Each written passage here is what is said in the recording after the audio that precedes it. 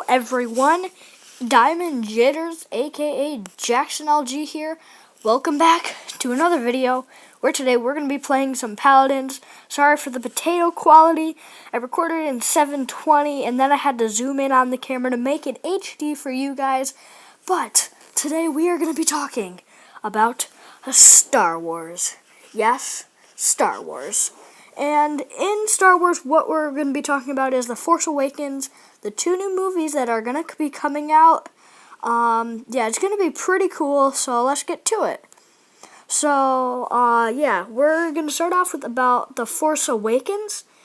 It says, for the first time ever, discover the complete story behind the making of the scenes of The Force Awakens, revealed, though in-depth footage and exclusive interviews with the actors and filmmakers in this full-length documentary.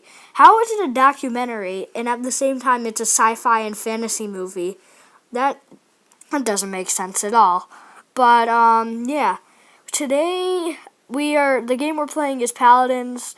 Just to let you know. But visionary director J.J. Abrams brings the live motion picture event of a generation as Kylo Ren, the sinister First Order, rises from the galaxy, ashes of the Empire. Luke Skywalker is missing. When the galaxy needs him most, it's up to Rey, a desert scavenger, and Finn, a defecting stormtrooper, to join forces with Han Solo and Chewbacca in desperate search for the hope of restoring peace and justice to the galaxy. No, it doesn't. No.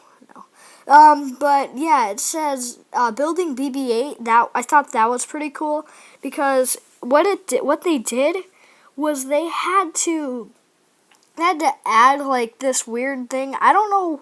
They had to add this weird green screen thing and a ton of stuff. I don't know why. They just used the idea like the BB-8 robot, which is actually really simple.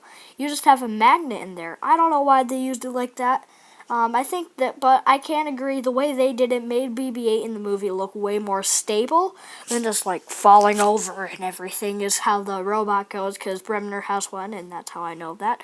But yeah, next up we're going to be talking about the new upcoming two movies. So, yeah, what I think is pretty cool about the new upcoming movies is that Rogue One is like, it's like the time and spot is like the time and spot, well, that doesn't make any sense, but it's the time and spot that I want, that I've been wanting a movie for, but I never thought they were going to make one. I thought they were just going to go to 1, 2, 3, 4, 5, 6, 7, and then 8, which is coming out in 2017, but that's getting off the point. We're going to talk about that later.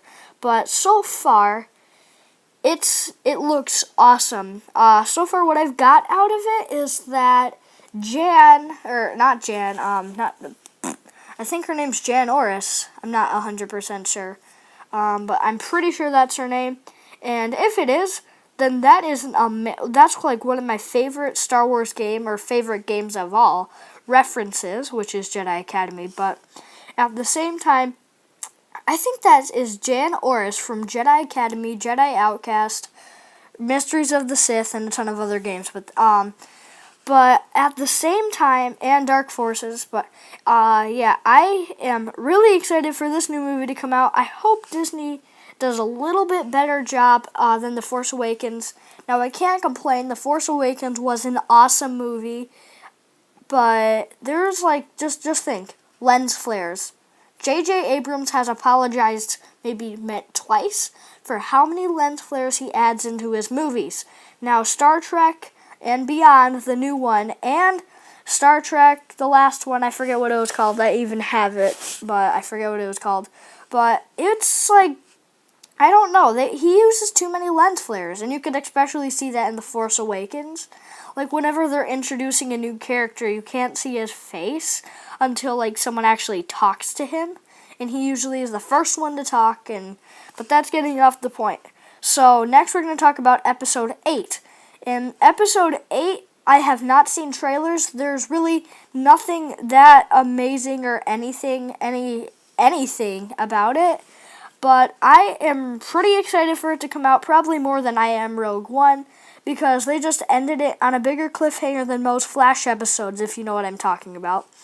But yeah, I just can't wait for both those new movies to come out. And now we're going to talk about Star Wars Battlefront. So Star Wars Battlefront is a pretty fun game. And at the same time, they need to change it. They need to add a story mode, because the story mode would add so much to it. All there is in it is online mode. And then what are they going to do when they remove Xbox One Live? Because they just removed Xbox 360 Live, or from what I know. And so if they remove the new Xbox Live on the Xbox One, then Battlefront, which is like a $60 game when it came out, is going to be useless. So I don't know why they made it like that. Battlefront 2 is a little bit better, because that way, I mean, in quality-wise, Battlefront, the new one, beats it by a ton. But the original Battlefront 2, I don't know what to say, but it just has better, because it has a story mode. It's just better in most ways. But yeah, I cannot wait for them to come out with a new Star Wars game, which they probably won't anytime soon, but that is completely fine with me. But yeah, I just, like I said, out of all these, I can't wait for the new movies to come out. Yeah, there's so much more I'd like to talk about. I'm gonna talk about some old Star Wars games now. So Jedi Academy is a really fun game. You're this character, and his name is Jaden. Now, what you're supposed to do is you go through each mission, and each mission is sort of like a level. So I love how they did that. They didn't call them level 1, level 2. They named them missions, and it just made it more fun. But I really like that. In the game, once you become a Jedi Master, because your lightsaber breaks and you defeat Rosh, which turned to the dark side. Spoilers. But, yeah, you could probably easily get the game on Steam for pretty cheap, and because next Black Friday, it's like $3. So I really highly recommend you get that game. It's 13, almost 14 years old, so I think that is a big plus for how old the game is, because it came out in 2003, yeah. So I think that's a big plus on when the game came out. Next, we're going to talk about Next, we're going to talk about Dark Forces. So what's awesome about Dark Forces is I'm pretty sure it's one of the Jedi Knight games. If it's not, then I guess it's not. But yeah, I honest to goodness think that the Dark Forces is a really fun game. The missions are simple. Well, the NPCs and things that are attacking you just make it kind of hard, but at the same time, it's simple. It's fun. Everything is just fun about it. I like it. It was known as one of the best Star Wars games that has ever came out. So if you guys like Star Wars, I highly recommend that game. But yeah, I'm trying to think of more things to talk about. I think out of all the Star Wars episodes, I'm still talking about games. Sorry about that. And then there's also Mysteries of the Sith. That I have not got past the first level, because in that game, NPCs are difficult. I'm sure in Dark Forces, they're like, wait, these NPCs are too easy. We got to make them harder.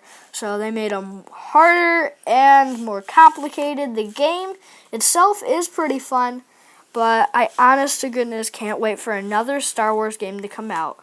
But yeah, I am pretty sure that that's all that I have to tell you guys today. I hope you guys enjoyed this video. If you did, smack that like button and subscribe.